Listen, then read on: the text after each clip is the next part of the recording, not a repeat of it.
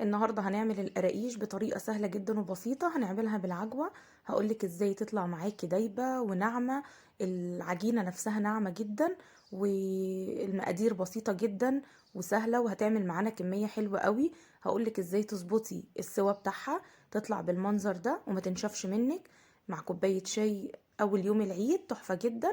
ان شاء الله الوصفة تعجبك. بس قبل ما ابدأ الفيديو ما تنسونيش بلايك وشير وسبسكرايب وتفعلي الجرس علشان يوصلك كل جديد. يلا بينا نبدأ وصفتنا ونشوف مقاديرنا مع بعض. عندي هنا كيلو من الدقيق، ويكون متعدد الاستخدامات علشان يديكي نتيجة مظبوطة. عندي هنا على كيلو الدقيق باكت من الخميرة الفورية اللي هو 8 جرام، يعني معلقة كبيرة وما تكونش مليانة. رشة من الملح، وما نحطش الملح على الخميرة من فوق، يعني لما نيجي نحطها في الدقيق نحطها بعيد عنها شوية. عندي 3 معالق كبار من السكر البودر، وياريت يكون بودر علشان لما نيجي نخلطها مع العجينة السكر ما يكونش باين كده. دي كل المقادير الجافة اللي عندي.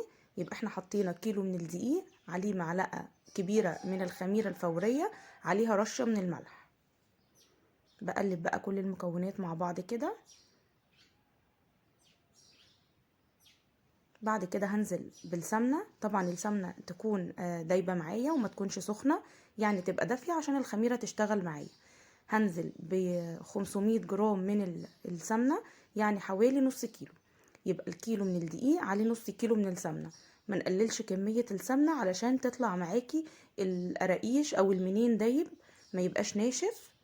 فكمية السمنة دي مظبوطة عليه جدا. يبقى انا حطيت نص كيلو من السمنة. هبتدي بقى اخلط كل المكونات كده مع بعضها، ولازم الدقيق كله يبقى متغلف بالسمنة.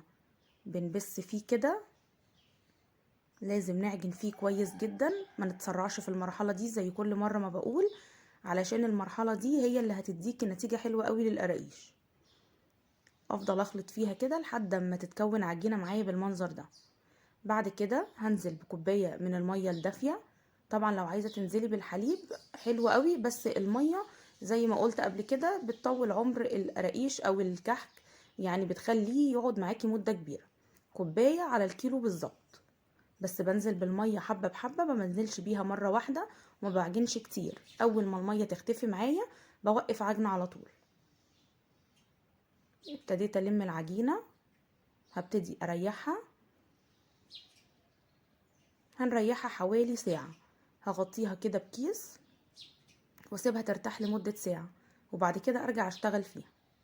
طبعا هي مش هتخمر معانا، هي هترتاح بس، يعني مش هتلاقيها خمرت معاكي زي المخبوزات.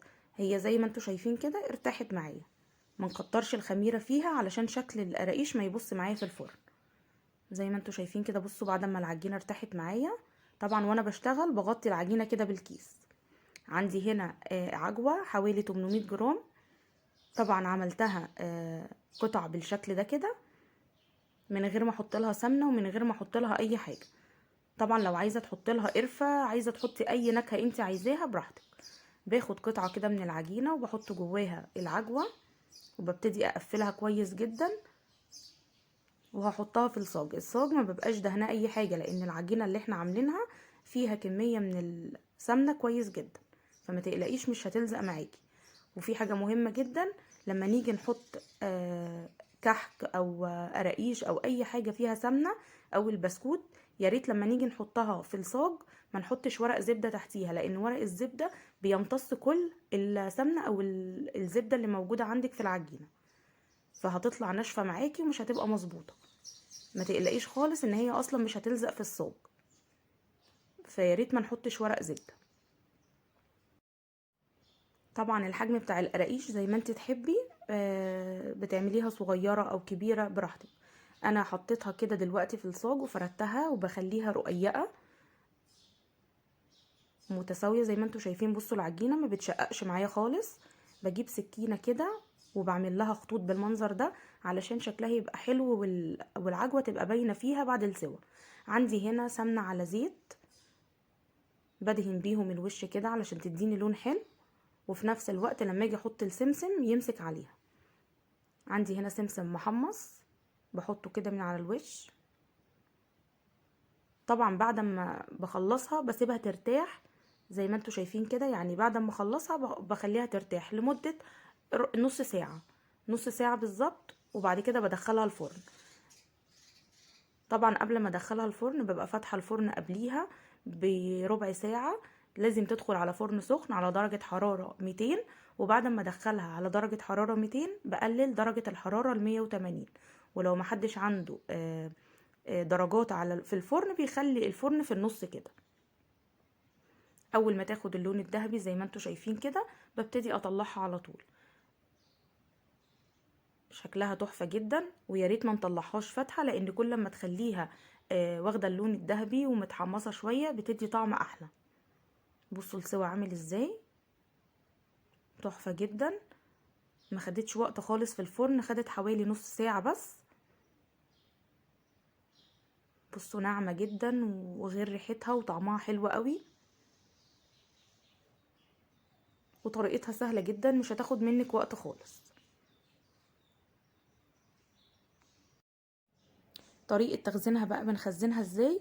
طبعا بنجيب علبة او بتجيبي اي حاجة محكمة، بنحط فيها المنين او القراقيش. بتحطي بين كل طبقة وطبقة كيس، اللي هو الكيس البلاستيك العادي. الطريقة دي حلوة قوي للتخزين، بتحافظ عليه وبتخليه يقعد مدة اكبر، وبتقفليه كويس جدا، وبيقعد معاكي شهر شهرين مش هيجراله اي حاجة. انا كده خلصت الوصفة خلاص. يا رب الفيديو يكون عجبكم وتجربوا الوصفة وتقولوا لي رأيكم ايه. ما تنسونيش بقى بلايك وشير وسبسكرايب وتفعلي الجرس علشان يوصلك كل جديد من وصفاتي. اشوفكم في فيديو جديد ووصفة جديدة، والسلام عليكم ورحمة الله وبركاته.